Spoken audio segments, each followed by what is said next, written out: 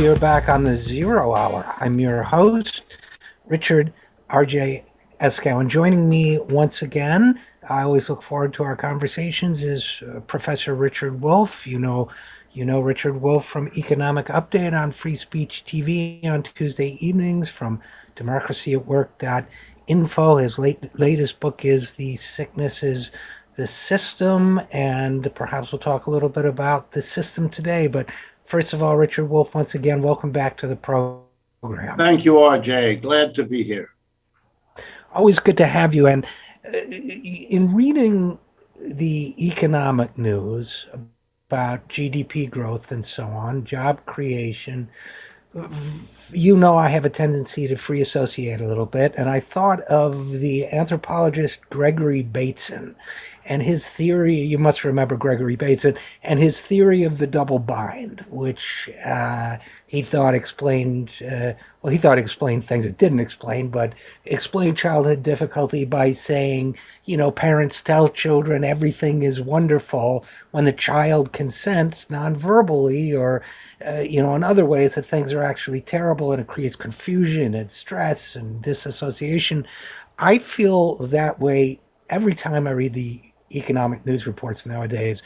I feel as if we're being told things are fine, but I just feel there are large dangers lurking in many corners. And am I off base? No, you are unfortunately right on the bullseye, on the target. Um, Look, I understand. We are in uncharted territory of economic, political, and virtually every other kind of difficulty or crisis. Let's be real honest with ourselves. This is the worst economic collapse since about March of 2020, the year before this one, since the Great Depression. That's the only thing that's been worse. And we're not through this one yet. So I can't even be sure that what I'm saying now will be true 6 or 12 months from now. And I'll come back to that. But at the same time, and this we've never had before in American history, at the same time that we have one of our worst economic downturns, we have the second worst collapse or calamity of our public health system in our history. I mean, the only comparable thing I know of is the so-called Spanish flu that happened right after World War I, literally a century ago. We've had public health problems, and we certainly had economic crises before, but a big monster of each kind at the same time, no. And the first thing that people have to recognize is the enormity of what we have just gone through. Let me give you a second way to get a hold of it. The economics profession basically agrees that the size of the labor force here in the United States is roughly 160 million people. What that means is roughly half of our citizens are out there either working or looking for a job. They are what we call our labor force. And the rest of us are children, the elderly that have retired, people that are in one or another institution, and so on. So if you use the rough number, 160 million, then ponder this. Over the last 16 months or so, in excess of 80 million American workers had to file unemployment compensation claims. Some of them were only unemployed a few weeks. Some of them were unemployed the entire 16 months and everything in between. What that means, and this is a sentence I really ask everyone to take to heart, more than 1 out of 2 Americans lost their job over the last 16 months.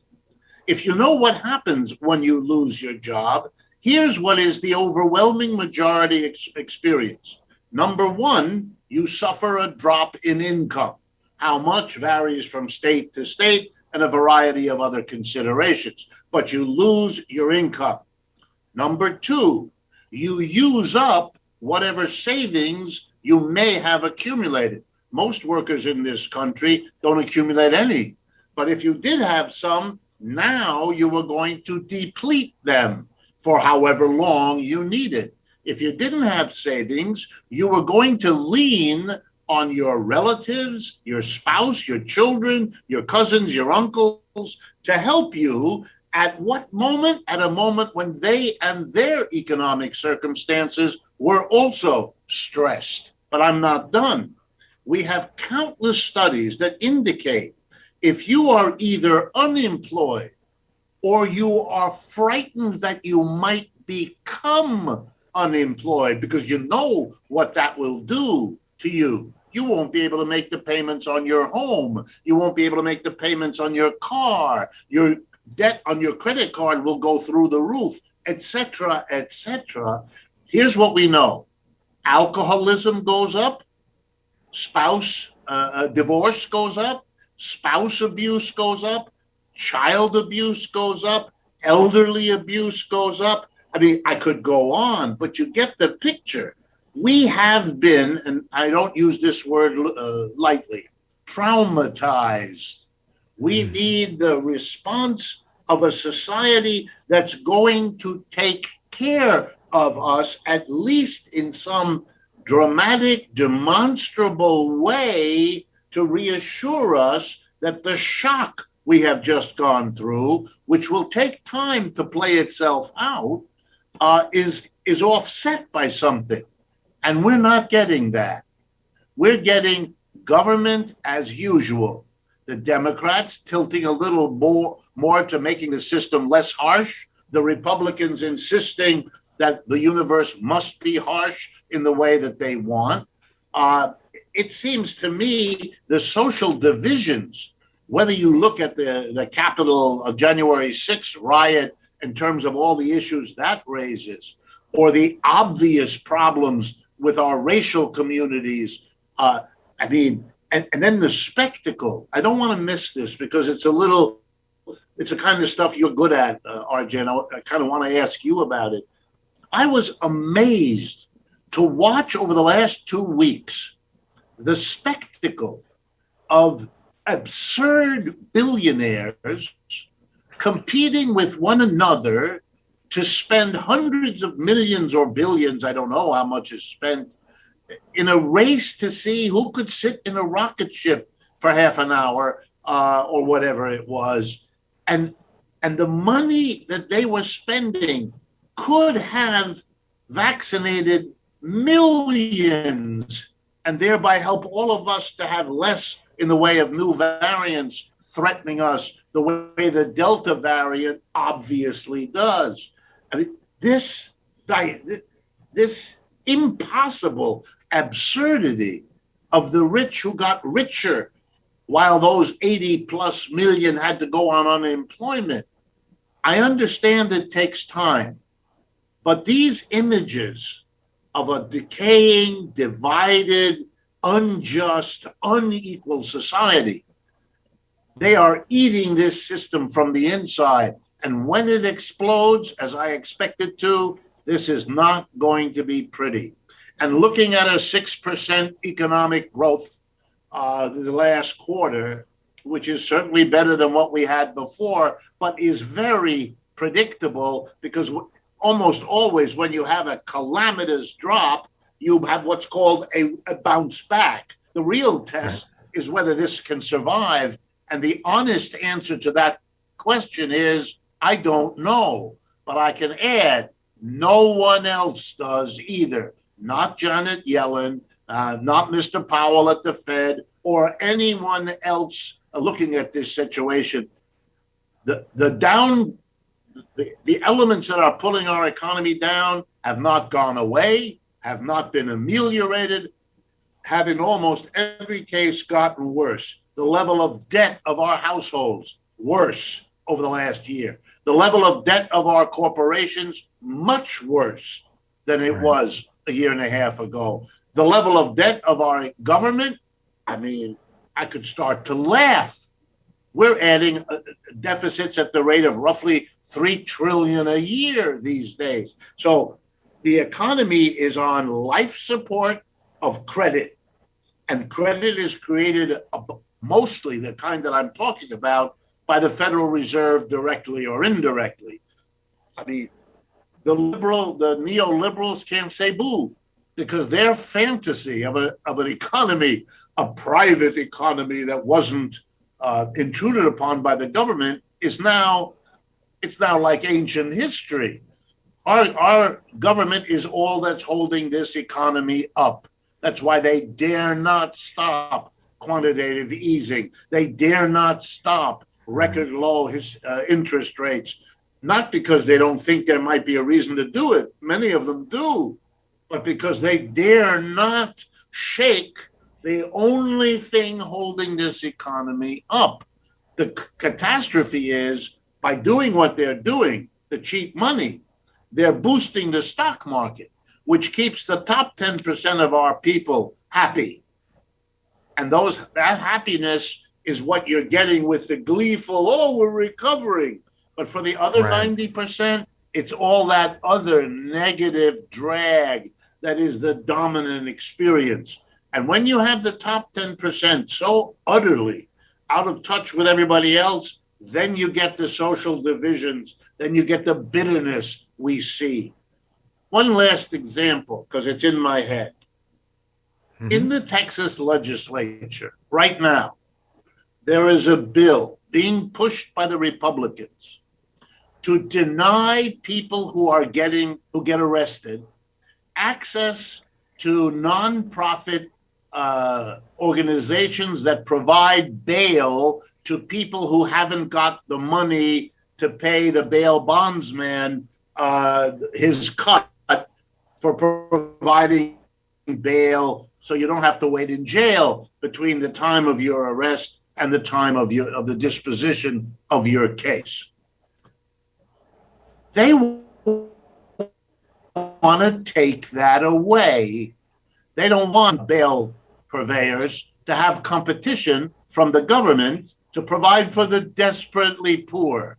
Of course, they don't say that because that's so ugly, even they couldn't stomach it. So instead, we hear about dangerous criminals that are out on the street and that have to be put away. The implication being that the dangerous criminal is the one who hasn't got the money for the bail, for which there is not only no evidence, but it's really quite different. The Democrats are, saying don't do that, but they are limping along. What kind of a society wants to take away from the poorest of the poor the ability to get help with bail? These are people who, under our system, are considered innocent. They haven't been convicted of anything. So the only people who are going to now be able to get out of jail are people who have money. Neoliberal privatization of the bail system. I mean, when you keep doing this kind of thing, whether it's putting immigrant children in cages or taking away charitable bail assistance from the poor, I mean, you're talking about a society where the disintegration is becoming ethically and morally hideous. Well, and the bail situation you described is an excellent example, I think, of the sort of self perpetuating and self amplifying nature of these injustices. Because, first of all, I don't understand bail in the first place. Why, either you're a safe person to release or you're not, and it shouldn't be dependent on wealth. But okay, the fact what if you or I were arrested, presumably unjustly, and missed a few days, were held in jail for a few days, it would be an inconvenience for a lot of very lower income people to be denied the opportunity to get charitable bail, to be stuck in prison for a few days means losing your job, potentially losing your home, all these catastrophes. So they're not just being cruel to people who have less than they do, they're making them worse. And to me, that seems to me to be replicated on so many different scales. And by the way, before I turn to my next question, I do want to say yes, I did address the issue of the billionaires in space. I did write a piece about it called "The Emperor's New Rocket." I had some very strong feelings about it, just for the record. But so we have this situation now where with this inflated economy, and I keep artificially kind of pumped up.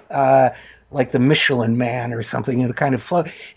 And I wonder what, obviously this is a realm of speculation, and so in a sense it's not fair to ask, but what might cause this balloon to pop? I mean, for a lot of people, it's already popped right there. They never got the lift in the first place. But is it the wave of evictions we're about to see? Which, by the way, Jeff Bezos could spend after having divided his money 50% with his ex-wife. He'd still be a billionaire many times over, and he could pay everybody's back rent in America. But is it the wave of evictions? Is it the Delta variant? Is it all of a sudden the world starts moving away from pegging the global economy to the dollar? I mean, are there like potential triggers out there we should be looking for? Yes and no. In other words, like all good questions, that's the answer. It really, let me get at it this way. It doesn't matter. You have a system that is so vulnerable now that almost anything you could mention, we won't know until it happens. Then, with 2020 hindsight, we will all tell each other how it was obvious that you can't have this level of debt. Let me just concentrate on that. Over the last short period of history, consumer debt has gone completely crazy. Now in the neighborhood of $15 trillion in this country. Corporate debt, now in the neighborhood of about 12, last time I looked, $trillion. The government, double that, 20, 25 trillion. I mean, it's incalculable. We've never seen anything like it. So the first thing that has to be said is every prediction is based on a history that is not now what we have. We have something different. Will that be enough of a difference to make a catastrophic event happen? The answer is you never know that in advance. It's just you don't know. There are things that are offsetting the damage done by credit, but there are also things being worsened by this credit. And let me give you one. When you go and you buy something and you pay for it with your money, the transaction is simple and straightforward. I get whatever good or service I'm buying, and you, the seller, get the money I need to pay for you to give that to me. And when we're done, you go off, live your life with the money, and I go off, live my life with whatever I purchased. But not if credit was involved. Because when credit was involved, you have what I just described, the buyer and the seller, but you have something else added to the story, a debt. Out of this transaction comes a new remarkable reality. John owes Mary, Louise owes John, and so forth. And we don't know how that's going to play. When you have a crisis anywhere in the system, for example, if the Delta variant proves to be as bad as people are now saying it may well be, well, then, will we have a lot of restaurants that have to close again? I'm speaking to you from New York City. Suddenly, in the last week, restaurants which told you you didn't have to wear a mask last week are telling you they won't let you in to the restaurant unless you wear a mask. Other customers, the restaurant people are telling me, are saying either I get a reservation outside or I'm not coming, mask or no mask. I'm hearing universities, because I'm a professor, I hear this stuff, seriously thinking that they will require vaccination proof from students and faculty before they can get into the classroom, if even they open the university. You put that together with the debts that have been accumulated. Well, let's take another example. People have not been paying their rent now for as Right. much as a year, half a year, even more. Okay, they barely got by without paying rent. They now owe not just the rent, but Right. they can be charged interest, they can be charged penalties. That was allowed. There's no moratorium on those. So, what are you going to tell a working class family? I'm not talking about desperately poor people, but middling people. They've gotten by, they've managed. They may have gone back to work, but they can't possibly pay 6, 10, 12 months of accumulated rent plus interest plus penalty. They can't do that. What are you going to do? Literally throw them out of their home? You're really going to do that? And they're going to become what? Homeless? Oh, they're going to have to move into the lower rent, thereby pushing the lower rent people out so that we have the usual kick down system of our society. This is a society that cannot handle this. We cannot handle, I don't believe, 5 million people out on the street, which it could easily be. We don't have the police for it. We don't have the social services for it. We don't have the ideological way to cope with it and what it means. Uh, for me, when you add that to our racial difficulties, to our inequality, as was on parade with Bezos et al.'s antics with their funny money, and then you add, because no one wants to face it, you add the fact that for the first time, really in a century, the United States has a major competitor in the world who is out competing them year after year. You know, they have a 6.5% growth rate this year, which they moan about because it is so unusually low. Here's the United States celebrating that it has 6% because it's so unusually high. I rest my case. China is a global creditor. The United States is the world's largest debtor. I mean, I could go on. So, yeah, it could blow up at any moment with any one of 100 elements. And by the way, the world is becoming more and more aware. Americans don't want to face this like they don't want to face so much. And by the way, I don't say that with anger. I say it with compassion. It is very hard to be part of anything that's declining. We've all done that. We've been members of organizations or of clubs or of intimate personal relationships. When a relationship goes down, it's painful for all involved.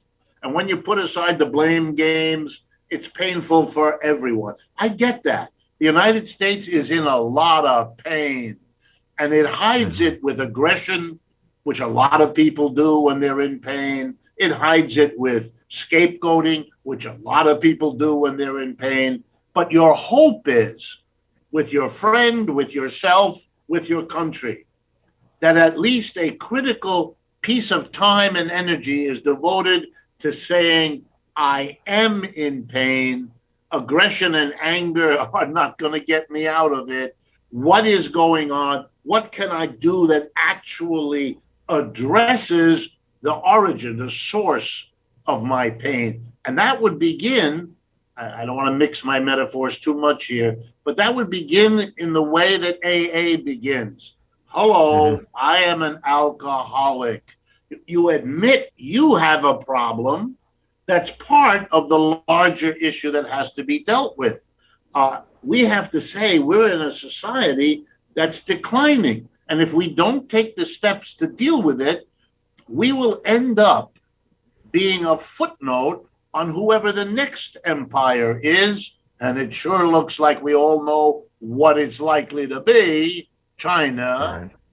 Because look, Britain is now a footnote to the American economy. We've had total historical role reversal from being an unimportant corner colony of the great British Empire. We have become the empire, and they've been an economically marginal footnote to the U.S. economy. They have a prime minister who is referred to as Washington's poodle around the world.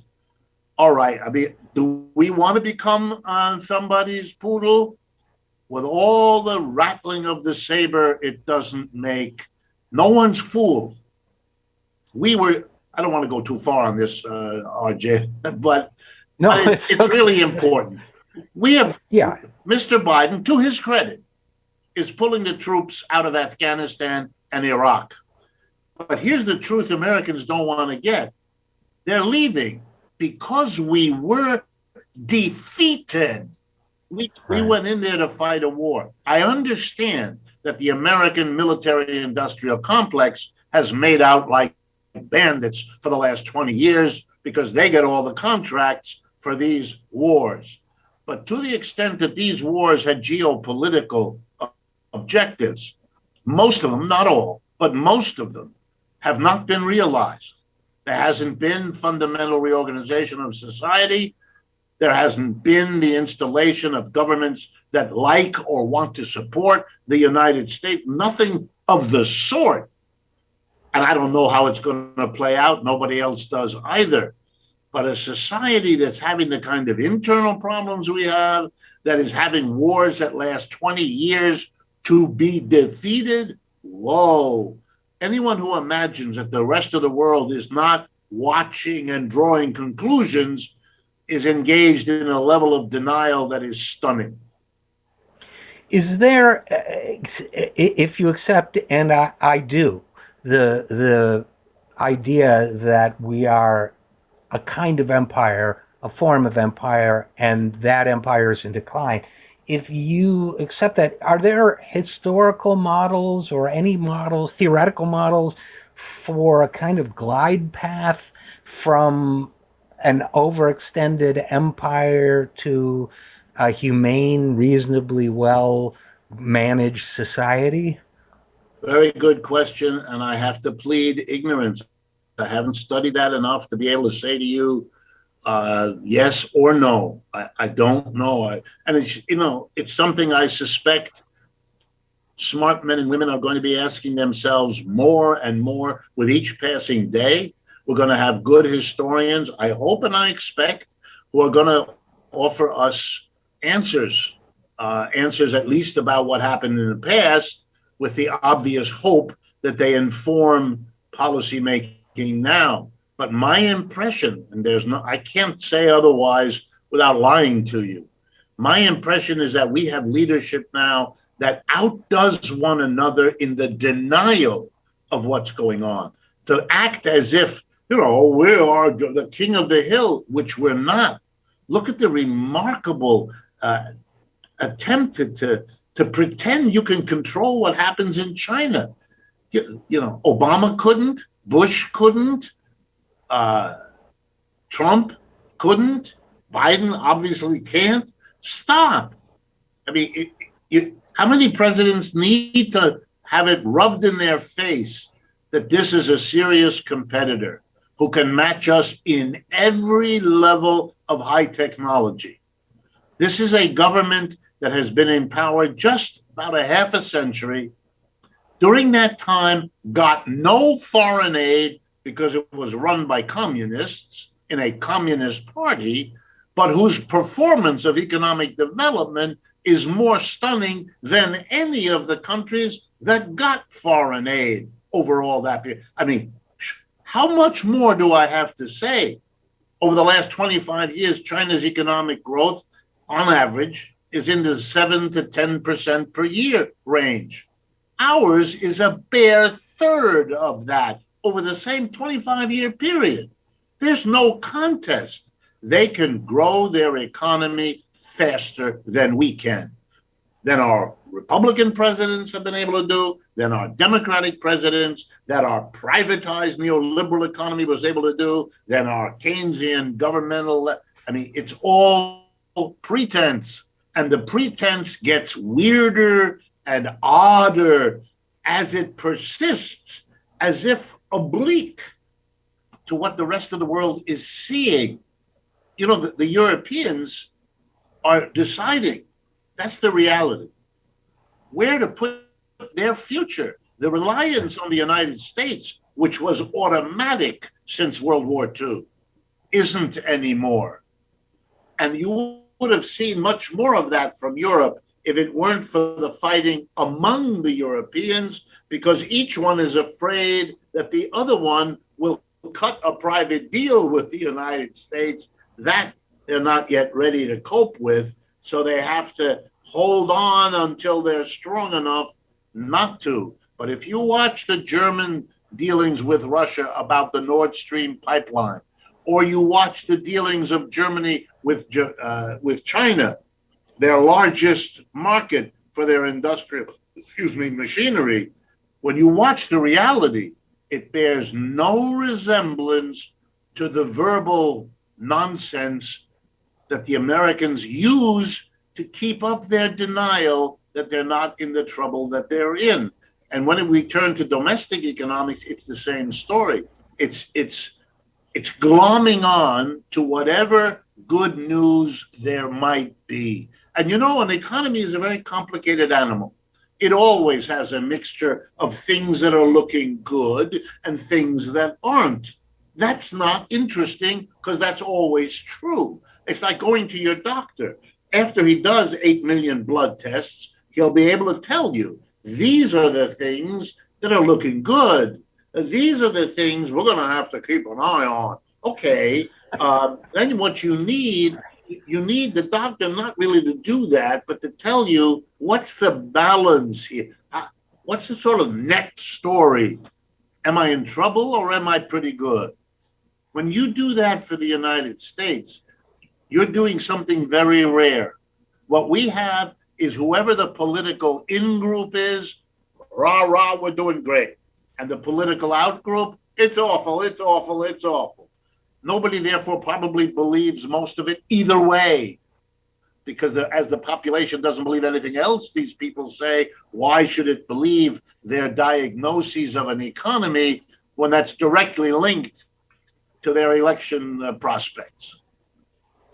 And I know you've got to go, but I have to say before you go that sometimes I wonder whether the people running this country believe it themselves or whether they know we're in trouble and are just whistling past the graveyard. Well, I can tell you since I went to all the elite schools with these people, and I know a good number of them personally, many of them know. I can't speak for all, obviously, but many of them know. And let me give you an example of knowing versus publicly admitting. I only learned this about a week ago. Rupert Murdoch got his vaccinations for himself and his family before Donald Trump did and before the Queen of England did. But Rupert Murdoch runs the news, the Fox News network, where his paid employees ridicule, mock, and work against the vaccination that Mr.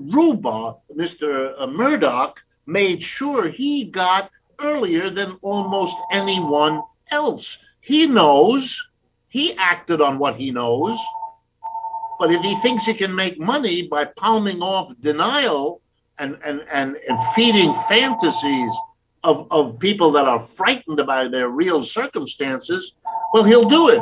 And he's shown us he'll do it. I don't believe Mr. Murdoch is all that different from most of the other folks. I noticed that Mr. Bezos, after he came down from his lovely, expensive ride, was confronted by some mainstream news outlets who, to their credit, asked him the question, was he aware or what did he think about people who were critical of this amount of money being spent as an amusement by billionaires when it is so desperately needed for urgent social objectives. And he looked blandly at them, and the cameras caught this. He says, I think they're right. He knows there's something obscene about what he's doing. And I'm sure Mr. Branson and the guy from Tesla and all that, They know. They're not stupid people. They know. But they're riding this system. What they don't understand is that they're riding a system that is eating up its own supports by that kind of behavior. And when it finally blows, they will be surprised, but they shouldn't be. Unfortunately, we're going to have to leave it there. But Richard Wolff, professor of economics, host of Economic Update, as always, a great pleasure speaking with you, however grim the topic. And as always, thank you for coming on the program. Thank you, RJ. I hope I didn't overstay my welcome here by orating, but these things affect us, and they affect us emotionally and in our passions. I know that works for you, and it works for me. But I'll try in the future to have my responses be a little shorter. No, Anyway, please don't. Please thanks, don't. They're perfect. thanks, Thank you. thanks in any case And for your interest. and we'll absolutely. And we'll be right back after this. I'm Richard RJ Eskow, and this is the Zero Hour.